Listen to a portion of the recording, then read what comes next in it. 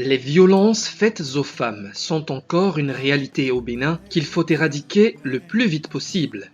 C'est ce à quoi s'attelle le réseau WILDAF Bénin dans le cadre du projet Empower 2 avec le soutien de l'USAID. Pour le compte de la période allant de mars à juin, de Cotonou à Parakou en passant par Bohican, plusieurs activités de sensibilisation ont été menées pour donner plus de power à la gente féminine béninoise qui constitue plus de 51% de la population. Pour camper le décor, c'est à travers ces deux émissions télévisées, une sur Canal 3 Bénin et la seconde sur la chaîne nationale ORTB, que l'équipe de WILDAF Bénin s'est illustrée lors de la journée internationale dédiée à la femme, le 8 mars dernier. Durant 52 minutes, ces vaillantes dames ont osé dire haut leurs peines à leurs sœurs, filles et mères. Qu'est-ce qu'on entend par violence faite aux femmes, madame? Merci, madame. Les violences faites aux femmes sont tous actes de violence dirigés à l'endroit du sexe féminin, causant ou pouvant causer aux femmes toutes sortes de souffrances physiques, sexuelles, psychologiques, que ce soit dans les milieux privés ou publics.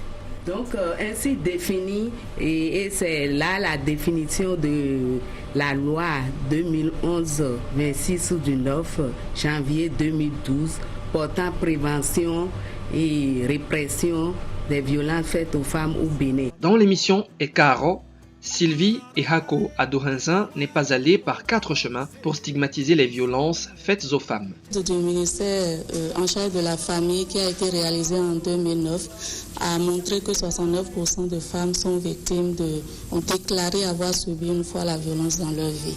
Plus que la majorité. Voilà. Et il faut reconnaître que ces statistiques sont sous-estimées parce qu'il y a la violence psychologique que beaucoup ignorent. Quand on vous insulte, par exemple, a priori, on ne se dit pas que c'est une violence, mais ça a beaucoup plus même d'effet qu'une blessure que vous avez sur le corps, peut-être même qu'une violence sexuelle. À la conduite du projet Empower 2, WILDAF Bénin, soutenu par l'USAID, offre une formation aux sages-femmes, aux infirmiers et aux assistants sociaux, comme ici à Bohican le 4 avril 2016. Ce sont les femmes qui sont victimes des inégalités que nous constatons. Les hommes sont plus favorisés que les femmes. Et on pense que bon, c'est la société, c'est normal, mais c'est des choses sur lesquelles on peut agir si on travaille. Mais il faut d'abord prendre conscience qu'il y a des inégalités, qu'il existe des inégalités. À la suite de Bohican, 3 jours plus tard, l'hôtel pluriel de Parakou accueille la formation des sages-femmes et autres le 7 avril. Les objectifs spécifiques, c'est assurer aux assistants sociaux, aux infirmiers, aux sages-femmes, une formation empreinte d'une approche holistique qui couvre les aspects médicale, psychologique et sociologique de la question de VBJ. Mettre un terme aux violences faites aux femmes et aux filles, mais plus globalement, faire face aux violences basées sur le genre constitue le cheval de bataille de WILDAF Bénin.